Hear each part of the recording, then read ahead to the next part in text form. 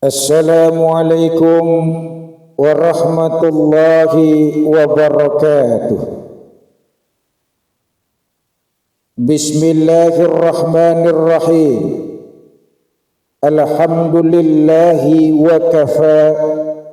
Wassalatu wassalamu ala nabiyil mustafa wa ala alihi wa sahabatihi wa man tabi'ahum bi ihsanin ila yaumil musaffa. Amma ba'd. Saudara para pemirsa di mana saja Anda berada, adalah umum bahwa orang yang memiliki sesuatu tentu dia ingin merasakan nikmat dan manfaat dari sesuatu tersebut. Apa gunanya punya ratusan lagu dan nasyid kalau telinganya tuli? Apa untungnya punya sepatu mahal kalau dia tidak punya kaki? Apa manfaatnya punya TV digital dengan puluhan channel kalau dia punya mata buta? Demikian pula iman. Apa artinya iman jika dia belum bisa merasakan nikmatnya, indahnya, syahdunya, dan manisnya iman? Orang yang merasakan manisnya iman, manis rasanya ketika ia sujud. Manis rasanya ketika perut lapar, kerongkongan haus ketika ia puasa. Manis rasanya ketika dia bersedekah bisa membantu sesama. Manis rasanya ketika dia bisa memakmurkan masjid. Dan manis rasanya ketika dia bisa berjumpa dengan Ramadan. Manis ketika dia mampu melakukan apapun yang dituntut dari iman tersebut. Untuk merasakan nikmatnya, indahnya, syahdunya, dan manisnya iman, Rasulullah memberikan kita guidance, tuntunan bahwa indikator salah satu cara bagi seseorang bisa merasakan iman, kata Rasul, salasun man kunna fihi wajada bihinna halawatal iman. Ada 3 perkara yang apabila perkara tersebut ada pada seseorang, maka ia akan mendapatkan manisnya iman.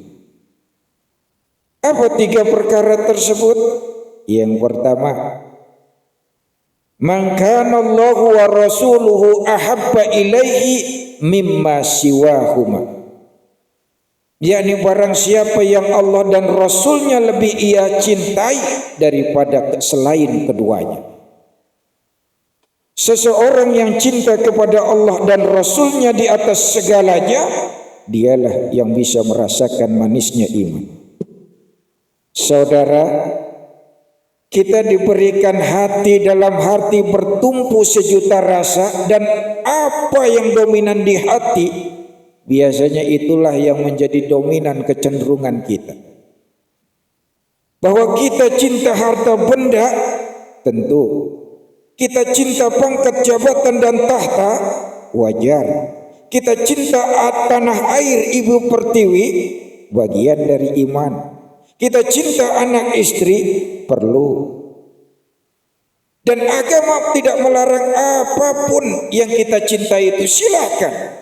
Tapi hendaknya kita harus sadar diri bahwa apa yang kita cintai tersebut bersifat nisbi, semu alias tidak abadi. Semuanya dibatasi pada kesadaran bahwa akhirnya kita berpisah, ujungnya berpisah. Kita cinta harta, boleh jadi hartanya hilang di gondol maling, atau mungkin lebih dulu kita pergi pulang ke akhirat. Demikian pula cinta-cinta yang lain, sehingga hanya cinta kepada Allah dan Rasulnya lah yang melebihi cinta dari segalanya. Yang kedua, saudara, kata Rasul, wa ayyuhibbal mar'a la yuhibbuhu illallah. wa ayyuhibbal mar'a la yuhibbuhu illa lillah, yakni apabila ia mencintai seseorang, ia hanya mencintai karena Allah Subhanahu wa taala. Dia cinta kepada sesama hamba karena Allah, bukan karena yang lain. Bukan karena kepentingan dia taat dan setia. Begitu kepentingannya hilang, dia mundur balik belakang menjadi musuh bebuyutan. Bukan karena diiming-imingi sesuatu lalu dia kemudian taat, patuh dan tunduk. Ketika iming-imingnya tidak diberikan, dia balik belakang berkhianat. Bukan.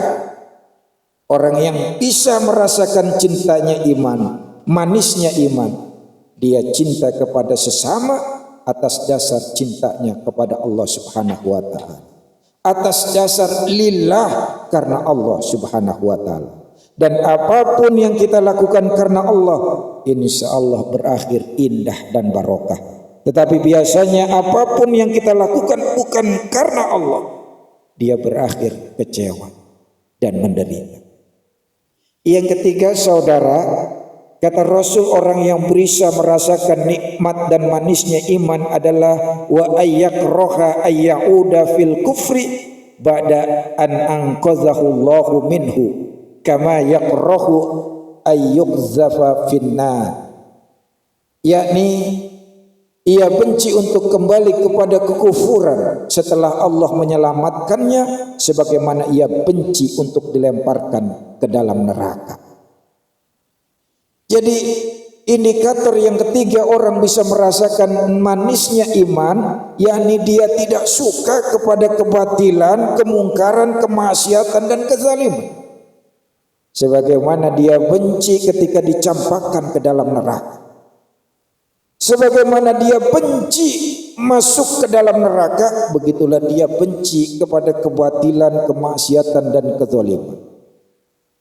Oleh karena itulah saudara sekalian yang berbahagia, kita diperintahkan untuk senantiasa amal ma'ruf nahi mungkar, untuk menyeru kepada kebaikan dan mencegah kepada kemungkaran. Setidaknya kita jangan join dalam kemungkaran sehingga kemudian kita dicatat ke dalam barisan orang-orang yang berbuat kemungkaran dan kezaliman. Mudah-mudahan tiga perkara ini bisa kita lakukan sehingga kita bisa merasakan manis dan nikmatnya iman. Wallahu muwaffiq ila aqwamit thoriq. Wassalamualaikum warahmatullahi wabarakatuh.